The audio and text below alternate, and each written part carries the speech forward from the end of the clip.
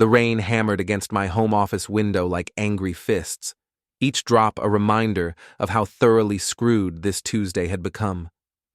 I stared at the compliance report on my screen, wondering how a simple elevator inspection could generate 47 safety violations.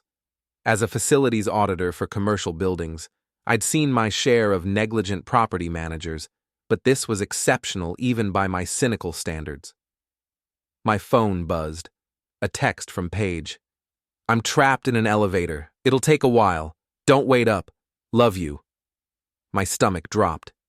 Paige worked late constantly these days, coordinating events for the downtown business center, but this was different. Trapped elevators meant emergency services, lawsuits, potential injuries. I grabbed my keys, ready to drive across town to help her. Then I stopped. Something nagged at me. Maybe it was the casual tone or how she'd said, "It'll take a while," instead of asking for help. Paige was dramatic about everything. Broken nails, traffic jams, cold coffee. Being trapped in a metal box should have warranted at least 3 exclamation points and a crying emoji. I sat back down and opened our smart home dashboard. The security feeds, utility monitors, even the doorbell camera, all accessible from one screen. Paige had insisted on the system after a break-in scare last year. "I need to know our house is safe when I'm working late," she'd said. Working late. Right. Out of habit, I clicked through the feeds. Our house was quiet. Jaden, our 17-year-old daughter, was probably in her room making TikToks about how boring her parents were. The garage showed my Honda Civic sitting alone. Paige's BMW was gone, obviously. Then I remembered something. The Meridian Tower where Paige worked was one of my audit clients from 6 months ago. I'd retained system access for follow-up inspections that never happened. The building owner, cheap as he was, probably forgot to revoke my credentials. I clicked over to the Meridian feeds. The lobby was empty except for a security guard reading something on his phone. The parking garage showed the usual collection of luxury cars and SUVs that screamed, "I make more money than you." And there, on level 3, was Paige's white BMW. I found the elevator feeds next. 3 cars total, 2 empty. The third showed the back of someone's head, blonde hair pulled into a neat bun. Paige's signature work style. She was inside, but she wasn't panicking. She wasn't even facing the doors. Instead, she stood close to someone else, a man in work clothes with broad shoulders and calloused hands. He was touching her arm, and she was laughing. Actually laughing, head thrown back like he'd just told the funniest joke in the world. The elevator moved. Stopped at the 15th floor. The doors opened. Neither of them got out. I watched, frozen, as my wife of 19 years stood in that elevator with another man, completely calm, completely comfortable, completely lying to me. The timestamp showed 8:03 p.m. Her text had come at exactly 8 hours. My hands shook as I started the screen recording software. Whatever this was, whatever I was seeing, I needed proof. The video captured everything. The way she adjusted her jacket, how he stood just close enough to be intimate but not obvious, the casual way they ignored the open doors. The elevator moved again. 17th floor. Again, they didn't exit. She said something to him, and he nodded, pressing a button I couldn't see clearly from the camera angle. Then the elevator went dark. Not broken, not stuck, just private. I sat there for 20 minutes, watching an empty elevator shaft feed, my mind racing through possibilities. Technical malfunction? Maybe. Innocent explanation? Doubtful. My wife, the woman who claimed to love me, texting lies while standing inches from another man? Definitely. I checked the building's access logs, another perk of my audit credentials. Paige had badged into the building at 7:45 p.m., but there was another entry that caught my attention. Erik Sloane, listed as contracted maintenance, had badged in at 7:30. Erik Sloane, I knew that name. He'd been the elevator technician during my audit, a cocky guy in his 30s who'd made jokes about servicing the building's vertical transportation. At the time, I'd thought he was just being crude about his job. Now I wondered what else he'd been servicing. I saved everything: the video, the access logs, the timestamps. Then I did something that surprised even me. I opened Paige's phone account and deleted her text message remotely.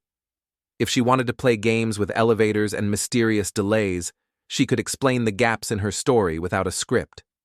My phone rang. Paige. "Hey, babe," she said, slightly breathless. "Good news. They got the elevator working. I should be home in about an hour."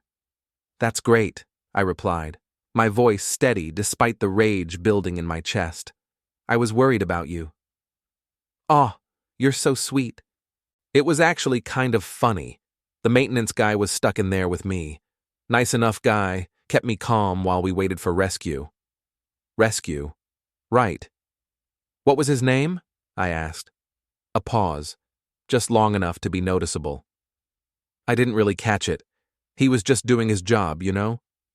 "Of course. Well, I'm glad you're safe. Drive carefully. Love you, Trevor." "Love you too, elevator queen." She laughed at that, probably thinking I was being playful. I wasn't. I was being precise. After hanging up, I sat in my office, rain still pounding the windows, and considered my options. I could confront her directly, demand explanations, maybe even threaten divorce. That's what the old Trevor would have done, the trusting husband who believed in communication and working through problems. But the old Trevor had never watched his wife lie to his face while standing intimately close to another man in an elevator that wasn't broken. The new Trevor, the one born in the last 30 minutes, had different ideas. I opened a new browser window and started researching Erik Sloane. Social media, professional licenses, property records, anything that might tell me who my wife was apparently spending her late nights with. What I found was interesting. Erik lived alone in a bland apartment complex, drove a Tesla he probably couldn't afford, and posted gym selfies with the frequency of someone desperately seeking validation. His Instagram showed a recent photo of an expensive dinner at Romano's, the same restaurant Paige had claimed to visit for a work function last week. A work function she'd said was so boring and full of stuffy clients. The timestamp on Erik's photo showed last Tuesday night. The same night Paige had come home smelling like wine and claiming exhaustion from networking. I screenshot everything. Then I started planning. Paige arrived home at 9:47 p.m., carrying herself with the particular energy of someone who'd just been thoroughly satisfied. Her hair was slightly mussed despite the neat bun. Her lipstick was gone, and she had that post-workout glow that definitely hadn't come from being trapped in a metal box. "How was your rescue?" I asked from the kitchen, where I'd been nursing a beer and pretending to read building codes on my laptop. "Oh, you know, stressful. I kept thinking about all the work piling up while I was stuck in there." She kissed my cheek, and I caught a whiff of cologne that definitely wasn't mine. Something expensive and masculine, the kind of scent that screamed, "I work with my hands but clean up nice." Must have been terrifying. It was. Thank God for that maintenance guy. He really knew how to handle the situation. I bet he did. "What did you say his name was?" Another pause. Paige opened the refrigerator, using the door as a shield between us. I didn't catch it. We were both pretty focused on getting out of there. "Right. Well, I'm just glad you're safe." She smiled, but it didn't reach her eyes. "You're the best husband ever, you know that?" "I try." The next morning, I called in sick to work and drove to the Meridian Tower. Not to confront anyone, I wasn't ready for that yet. I wanted to observe, to understand the scope of what I was dealing with. Erik's van was parked in the maintenance area, a white Ford with Sloane Elevator Services painted on the side in blue letters. Professional, established, legitimate. He wasn't some random building employee, he was a contractor with his own business. That meant regular access, flexible schedules, and probably a key to every restricted area in the building, including, apparently, my wife's pants. I parked across the street and waited. At 11:30, Erik emerged from the building, checking his phone and grinning at whatever message he'd received. He was tall, maybe 6'2", with the kind of build that came from actual physical work rather than gym posturing. Handsome in a blue-collar way, with graying temples that probably made him look distinguished to women who were tired of their boring office job husbands. Women like Paige.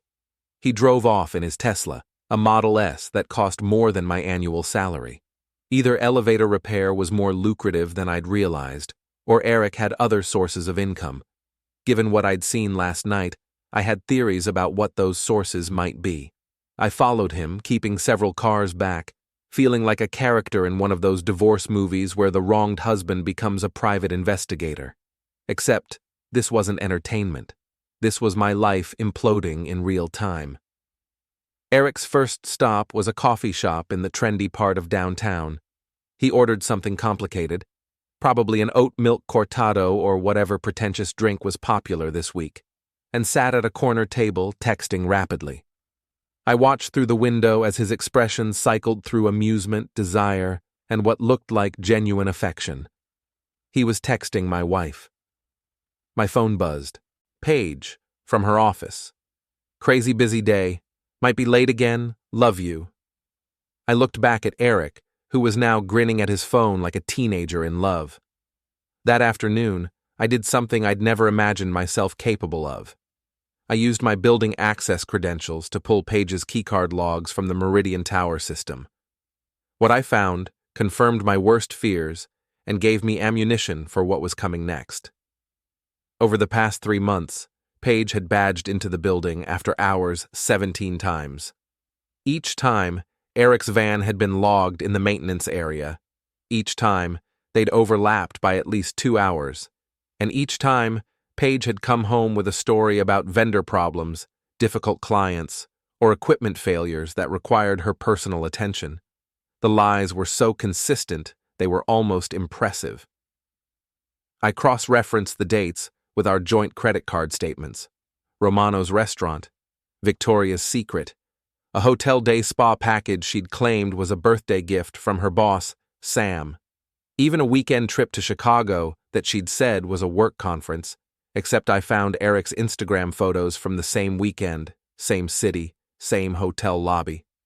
My wife wasn't just cheating. She was financing the affair with our money and lying about it with professional-level skill. That evening, I tested her. How was work today? I asked over dinner. Exhausting. The elevator in the North Tower broke down again. I had to coordinate with maintenance to get it fixed before tomorrow's big event. That's frustrating. What was wrong with it? Something technical. The repair guy explained it, but you know how I am with mechanical stuff. Jaden looked up from her phone. Mom, didn't you say last week that you were getting good at understanding elevator problems because they happen so often? Paige's fork paused halfway to her mouth. Did I say that? Yeah, you said the maintenance guy was teaching you about the systems so you could handle minor issues yourself. I watched my wife's face cycle through panic, calculation, and forced casualness. Oh, right. I just meant basic stuff. Nothing complicated. Makes sense, I said. What's the maintenance guy's name? Maybe I know him from my building audits. Honestly, I deal with so many vendors, I can't keep track of all their names. Jaden frowned. But Mom, didn't you say he was really helpful and you were thinking of recommending him to other buildings? How can you recommend someone if you don't know their name? The silence stretched long enough to become uncomfortable. Paige forced a laugh. You know what? You're right. I should get his card next time. I'm just scattered lately with all these events. Good idea, I said.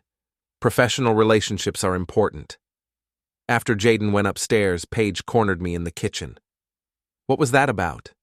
What was what about? All those questions about the maintenance guy, you seemed suspicious. I looked at my wife of 19 years, the mother of my child, the woman I'd trusted completely until 36 hours ago. She stood there in her expensive work clothes, wearing jewelry I'd bought her for our anniversary, in the kitchen of the house we'd chosen together, and lied to my face with practiced ease. I'm not suspicious, Paige. I'm interested. You spend so much time dealing with building problems. I thought maybe I could help. Use my professional connections. Maybe get you better service rates. Her shoulders relaxed. That's sweet, but I've got it handled. I'm sure you do. That night, after Paige fell asleep, I sat in my office and made a decision. I wasn't going to confront her yet. I wasn't going to demand explanations or threaten divorce or make dramatic scenes. Instead, I was going to do what I did best: audit the situation, gather evidence, and build an airtight case. Then I was going to destroy her, not physically, not illegally, but thoroughly, professionally, and with the same attention to detail that had made me successful in my career. Paige wanted to play games with elevators and secret lovers. Fine. But she was about to learn that some games have consequences. I opened a new folder on my encrypted drive and labeled it Compliance Review P. Lawson. Then I started planning her downfall. The beauty of being a facilities auditor is that people assume you're boring. They see the clipboard, the safety certifications, the endless attention to building codes, and they immediately categorize you as harmless, invisible, someone who fixes problems rather than creates them. They're wrong about the harmless part. Over the next week, I became a ghost in my own life. I went to work, came home, had dinner with my family, and played the role of the oblivious husband while methodically documenting every lie my wife told. The lies were frequent enough to keep me busy. Monday. The fire alarm system needs recalibration. I'll be late. Reality. Erik's van was parked at the Meridian Tower from 6 p.m. to 9 p.m. Paige's BMW was there too. I watched from across the street as they left together, her hand on his arm, both of them laughing like they didn't have a care in the world. Tuesday. Client dinner ran long. Don't wait up. Reality. No client dinner on her calendar. Instead, she and Erik went to a wine bar in the Arts District, where they sat close enough to share drinks and far enough from her usual haunts to avoid recognition. I took photos from my car, using the telephoto lens I'd bought for a photography hobby I'd never pursued. Wednesday. Building inspection with the fire marshal. Could take hours. Reality. No fire marshal inspection scheduled. I knew because I called the fire department and asked. Paige and Erik spent 3 hours at his apartment, based on the Tesla parked outside and her BMW in the visitor's space. By Thursday, I had enough evidence to end our marriage and probably Erik's business reputation. But I wasn't ready to stop. There was something addictive about watching people who thought they were smarter than you make increasingly stupid mistakes. Thursday night, Paige came home with a story about vendor negotiations running late. She seemed distracted, checking her phone constantly and smiling at messages she didn't share. Everything okay? I asked. Just work stuff. You know how it is. I do. Hey, I've been thinking about what you said about elevator problems. Maybe I should do a courtesy inspection of the Meridian Tower. Professional favor. Make sure everything's up to code. She looked up sharply. Why would you do that?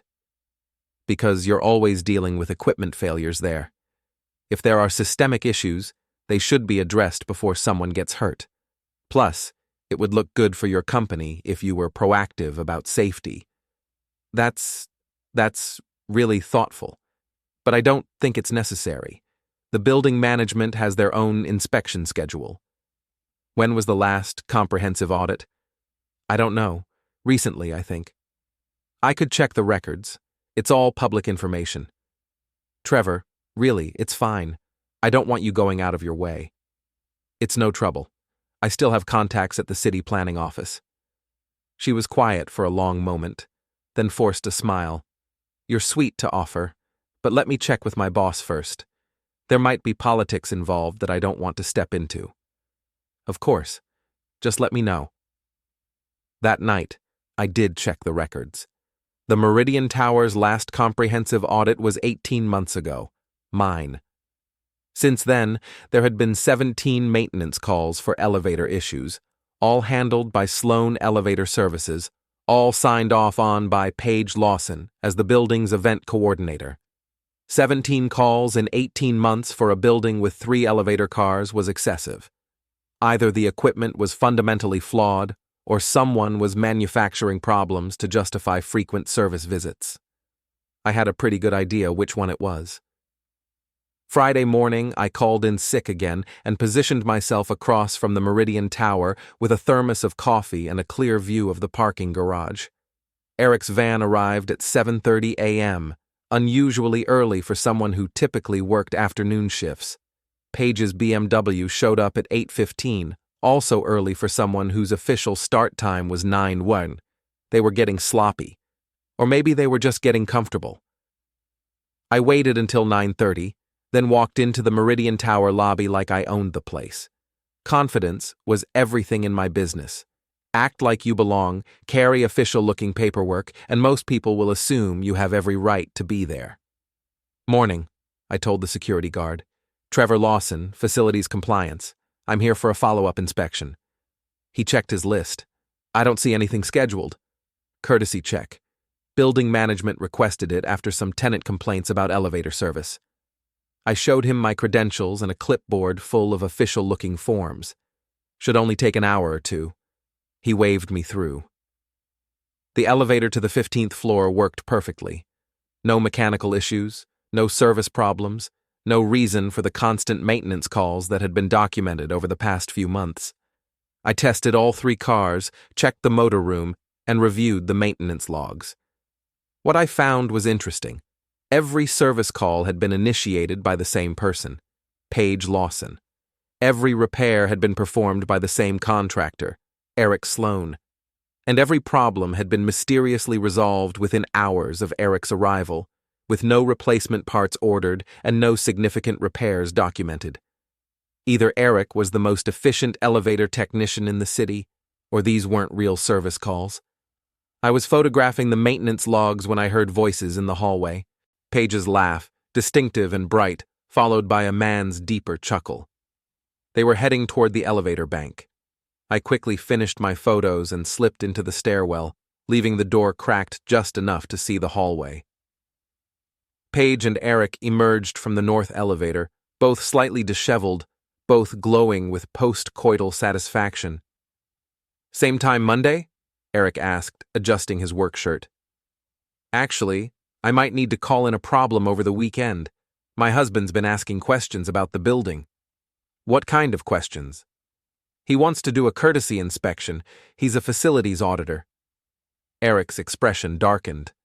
"That's not good." "I put him off for now, but he's persistent. We might need to cool it for a while. Or we could just tell him the truth." Paige laughed, but it wasn't her bright, happy laugh. It was bitter, almost cruel. "Tell him what? That I've been involved with the elevator guy because my marriage has been over for a long time? That I'm only staying until Jaden graduates because I can't afford to start over at 38? You could if you were with me. Erik, honey, you're great in bed and you make me feel young again. But let's be realistic. You live in a rental apartment and drive a car you can't afford. I'm not trading one financial disappointment for another." The words hit me like physical blows. Not just the admission of the affair, but the casual cruelty of her assessment. Our marriage wasn't just broken. It was a business arrangement she was planning to terminate as soon as it became convenient. "So what are we doing here?"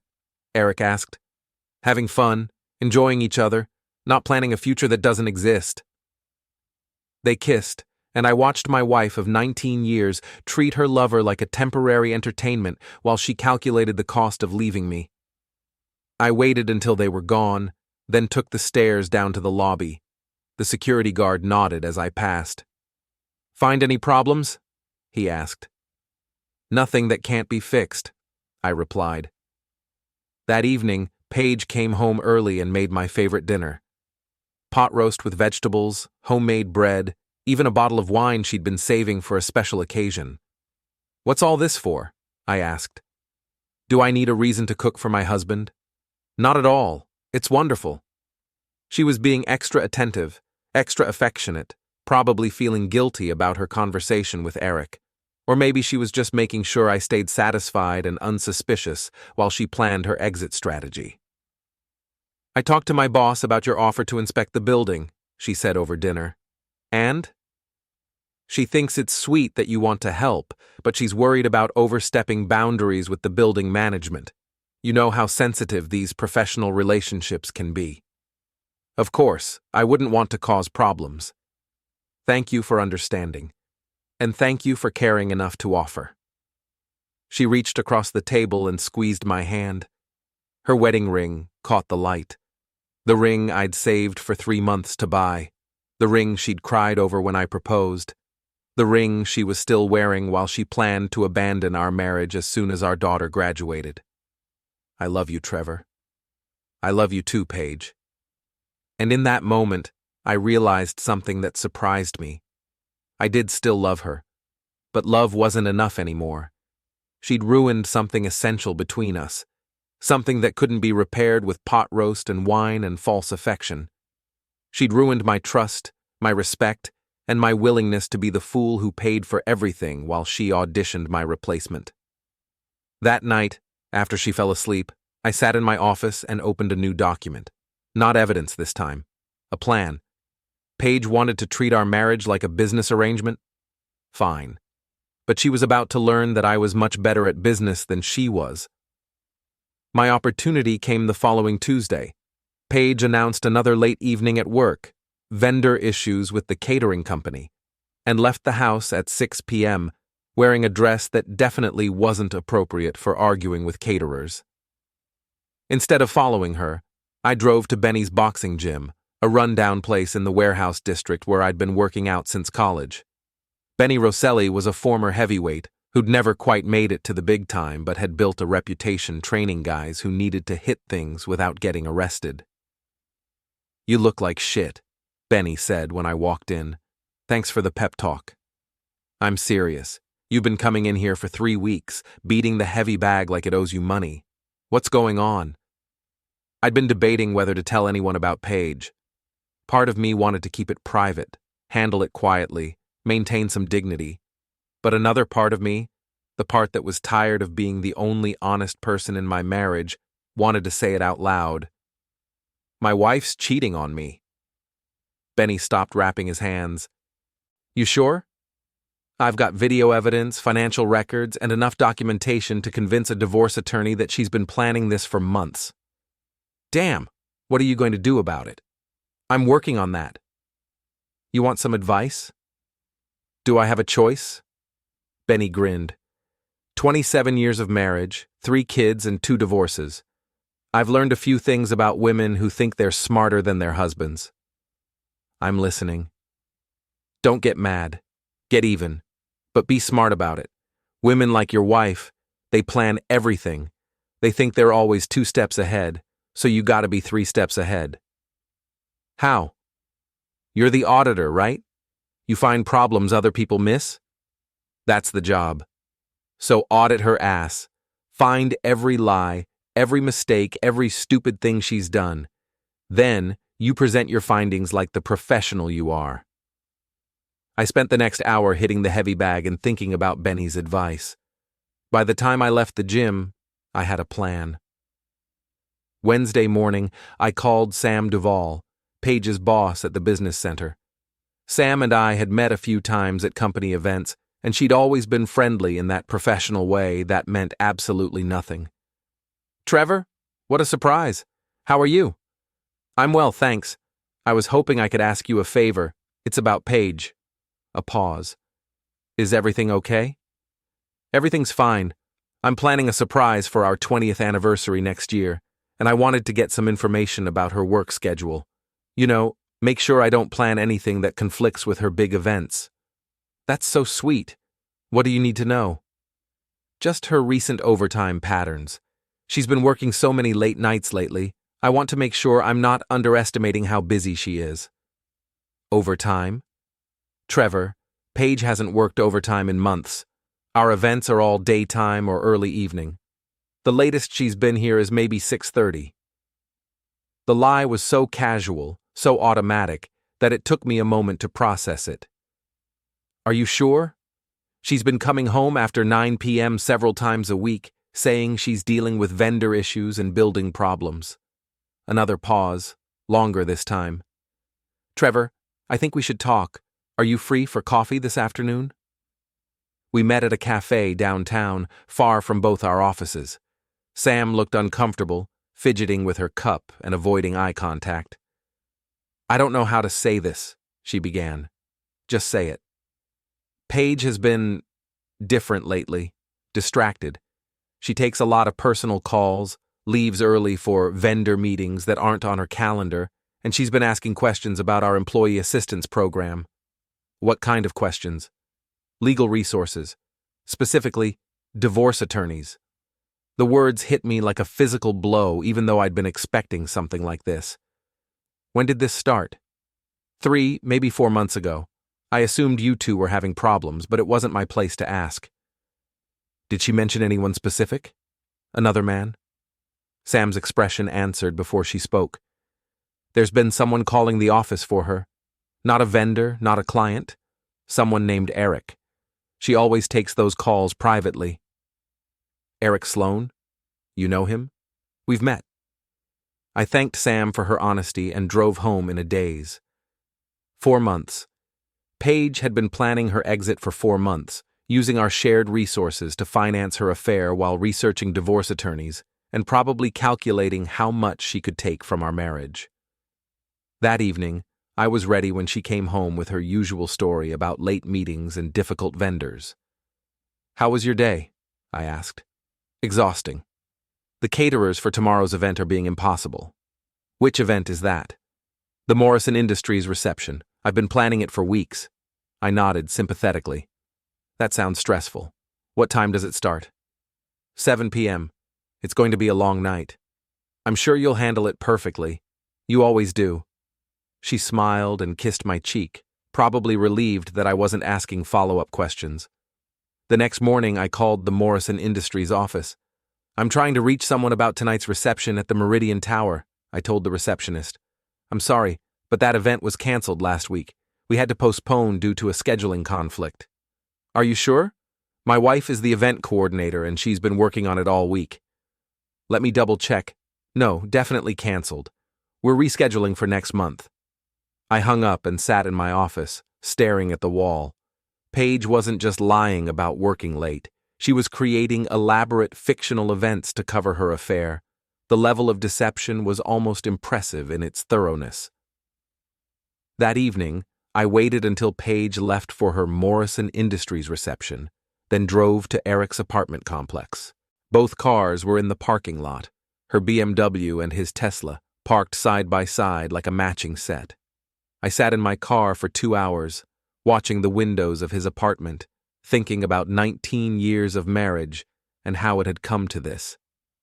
Sitting in a parking lot, spying on my wife while she slept with another man in his cheap apartment. At 10:30, I drove home and waited. Paige arrived at 11:15, slightly disheveled but glowing with satisfaction. How was the event? I asked. Great. Really successful. The clients were thrilled. I'm glad to hear it. Morrison Industries seems like a good company to work with. They are. Very professional. That's funny. What's funny? I called them this morning to thank them for choosing our local business center for their events. You know, supportive husband stuff. Her expression shifted slightly. You called them? I did. Interesting conversation.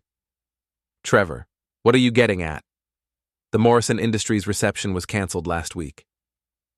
Silence.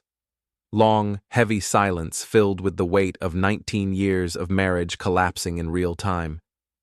There must have been some confusion, she said finally. No confusion. I spoke directly to their event coordinator. She was very clear about the cancellation. Maybe it was rescheduled at the last minute. For next month. More silence. Paige, where were you tonight? I was working. Where? At the office. Doing what? Planning future events. With who? By myself. That's interesting, because your car was parked at Erik Sloane's apartment complex from 7:30 until about 20 minutes ago. The color drained from her face. You followed me? I didn't have to. I already knew where you'd be. Trevor, I can explain. I'm sure you can. You've been explaining things very creatively for months. Elevator breakdowns, vendor problems, client emergencies. Over time, that doesn't exist. You're very creative. She sat down heavily on the couch, all pretense finally abandoned. How long have you known? Since the night you texted me about being trapped in an elevator. I watched the security footage, Paige. I saw everything. You've been spying on me? I've been auditing you. There's a difference. What do you want? I want the truth. All of it. How long has this been going on? How much of our money have you spent on him? And what exactly were you planning to do about our marriage? She looked at me for a long moment, and I saw something in her eyes I'd never seen before. Not guilt or shame or regret. Relief. 6 months, she said. It's been going on for 6 months. And I was going to file for divorce after Jaden graduated. I've already consulted with an attorney. Using our money? It's my money, too. Not when you're spending it on an affair. Trevor, our marriage has been over for years. We both know it. I didn't know it. I thought we were just going through a rough patch. A rough patch? When was the last time we had closeness? When was the last time we had a real conversation about anything other than bills and schedules and Jaden's college plans? So you decided to sleep with the elevator guy instead of talking to me about it? Don't be crude. Don't be a hypocrite. You want crude? Let's talk about the text messages I've seen. Let's talk about the hotel charges on our credit card. Let's talk about you telling your lover that our marriage is over for a long time while you're still wearing my ring. Her hand moved unconsciously to her wedding band. You heard that? I hear everything now, Paige. I see everything. I know everything. So what happens now? Now you move out. This is my house, too. Not anymore. I've already filed for divorce, citing adultery and financial misconduct. I've documented every lie, every fake emergency, every dollar you've spent on your affair. My attorney thinks I have an excellent case for keeping the house and most of our assets. You can't do that. I already have. The papers will be served tomorrow morning. She stared at me like I was a stranger. Who are you? This isn't the Trevor I married. You're right. The Trevor you married was trusting and naive, willing to believe his wife was working late instead of being involved with someone else. That Trevor is gone. And what about Jaden? Jaden will be fine. She's almost 18, and she's smart enough to see through your lies eventually. You're going to turn her against me? I don't have to. You did that yourself when you decided our family wasn't worth your loyalty. Paige stood up, her composure finally cracking. Screw you, Trevor. Screw your self-righteousness and your hurt feelings and your pathetic need to be the victim. You want to know the truth? I stopped loving you years ago. Erik isn't some midlife crisis. He's proof that I can still feel something for someone who isn't boring and predictable and satisfied with mediocrity. Feel free to be with him. Just do it on your own dime. This isn't over. Yes, it is. She stormed upstairs, and I heard drawers slamming and closet doors banging as she packed. 20 minutes later, she came back down with 2 suitcases and her laptop bag. I'll be back for the rest of my things. Call first. I'm changing the locks tomorrow. She left without another word, and I sat in my living room, surrounded by 19 years of shared memories, feeling empty and vindicated and completely alone. My phone buzzed. A text from Jaden, who was spending the night at a friend's house. Is everything okay? Mom just called crying. I typed back, everything's fine. We'll talk tomorrow. But everything wasn't fine. Everything was broken beyond repair, and I was just getting started fixing it. The next morning brought chaos. Paige arrived at 7 a.m. with Erik in tow, apparently expecting to collect her belongings before I woke up. She found me in the kitchen, drinking coffee and reading the divorce papers that had been served an hour earlier. "You changed the locks," she said. "I told you I would. This is still my house." Actually, according to these papers, it's not. Temporary restraining order, pending the outcome of the divorce proceedings. You can collect your personal items, but only with advance notice and a neutral third party present. Erik stepped forward, all blue-collar swagger and misplaced protectiveness. "Who the hell do you think you are?" "I'm the guy whose wife you've been sleeping with for 6 months. And you are?" "Erik Sloane." "I know who you are, Erik. I know where you live, where you work, what you drive, and how much money you make. I also know about the 17 fake service calls you've billed to the Meridian Tower, the falsified maintenance reports, and the building code violations you've been ignoring to maintain access to the building." His face went pale. "You don't know what you're talking about." "I'm a facilities auditor, Erik. This is literally what I do for a living." I pulled out a manila folder and set it on the kitchen counter. 17 service calls in 6 months, all initiated by the same person, all resolved without replacement parts or significant repairs. Either you're the most efficient elevator technician in the state, or you've been committing fraud. Those were legitimate service calls. Really? Because I've reviewed the maintenance logs, and there's no record of actual problems. Just mysterious issues that required hours of diagnosis, and always seemed to resolve themselves after you and my wife spent time together in the equipment rooms. Paige grabbed his arm. "Erik, don't say anything else." "Smart advice," I said, "because I've already submitted my findings to the building owner, the city licensing board, and your professional association. Fraud, falsification of safety records, and endangering public safety. That's enough to lose your license and probably face criminal charges." "You bastard," Erik snarled. "I'm the bastard? You've been sleeping with another man's wife and billing your pillow talk as professional services, but I'm the bastard." He took a step toward me, and I smiled. "Please, give me a reason."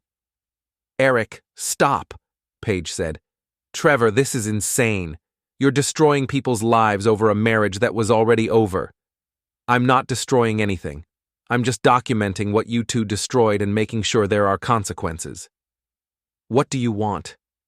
"I want you out of my house. I want you out of my life. And I want you to explain to our daughter why her college fund is going to pay for the legal fees you're about to incur.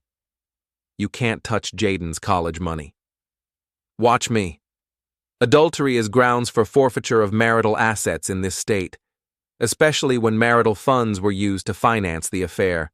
Every dinner, every hotel room, every gift you bought for your boyfriend, that's money you stole from our family." Erik was looking increasingly uncomfortable. "Paige, maybe we should go." "Good idea," I said. "But Erik, you might want to find a new line of work. Word travels fast in the building maintenance industry, and nobody wants to hire a contractor who fakes service calls to cover his affairs." After they left, I called my attorney to confirm that everything was proceeding according to plan. Then I called Sam Duvall. "Trevor, is everything okay? I wanted to thank you for your honesty yesterday. It helped clarify some things. I hope I didn't overstep." "Not at all. In fact, I have some information you might find interesting about Paige's recent work performance." I spent 20 minutes explaining the fake overtime, the falsified vendor meetings, and the systematic abuse of her position to facilitate her affair. Sam listened in increasingly horrified silence. "Trevor, I had no idea it was this extensive." "Neither did I until I started looking closely. I thought you should know before it becomes public record." "Public record?" "The divorce filing includes documentation of her misconduct. It'll be part of the court proceedings." "Oh, God. Trevor, I'm so sorry." "It's not your fault, but you might want to review her recent work and make sure there aren't any other irregularities." That afternoon, Paige called me, hysterical. "You got me fired." "I didn't get you fired. Your own actions got you fired." Sam said I violated company policy by lying about my work schedule and using company resources for personal business. That's accurate. How am I supposed to support myself? How am I supposed to pay for an attorney? I don't know, Paige. Maybe Erik can help you out. Erik's license is under review. He can't work until the investigation is complete. That's unfortunate. Trevor, please. We can work this out. We don't have to destroy each other. We aren't destroying each other. You destroyed us 6 months ago. I'm just making sure everyone understands the scope of the damage. What about Jaden? What about our family? You should have thought about that before you started sleeping with the elevator guy.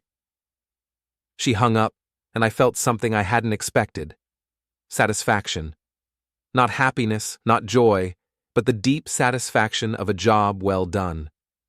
I'd identified the problems, documented the violations, and implemented corrective measures. It was what I did for a living, and I was very good at it.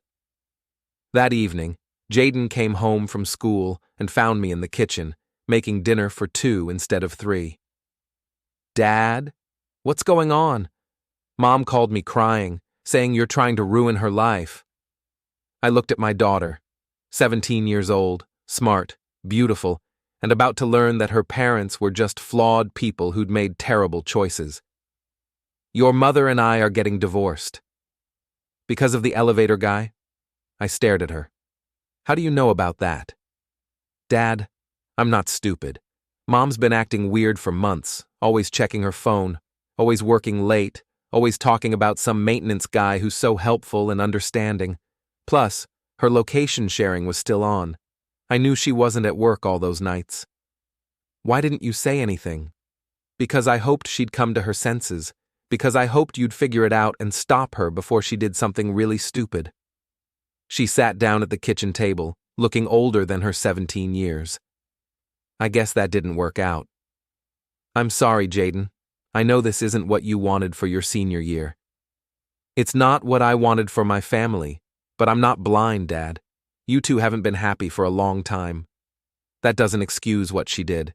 No, it doesn't. But it also doesn't excuse what you're doing now. What am I doing? You're destroying her. Her job, her boyfriend's business, her reputation. You're not just getting divorced. You're making sure she has nothing left. She made her choices, Jaden. And now you're making yours. The question is, what kind of person do you want to be when this is over? It was a fair question, and I didn't have a good answer. 3 weeks later, the divorce was finalized. Paige got minimal alimony, no claim to the house, and supervised visitation with Jaden until she could prove financial stability. Erik's license was suspended for 6 months, his business collapsed, and he moved back in with his parents in another state. I kept the house, most of our assets, and full custody of our daughter. I also kept the satisfaction of knowing that actions have consequences, that lies have prices, and that sometimes the boring, predictable husband is the one who ends up winning. 6 months after that, I was cleaning out my office when I found the folder labeled Compliance Review, P. Lawson. Inside were all the photos, documents, and evidence I'd gathered during those weeks of investigation. The proof of her affair, the financial records, the fake service calls, everything I'd used to dismantle her life with surgical precision. I looked at it for a long time, remembering the man I'd been before I opened that folder. The trusting husband who believed in communication and working through problems. The man who thought marriage was about forgiveness and second chances,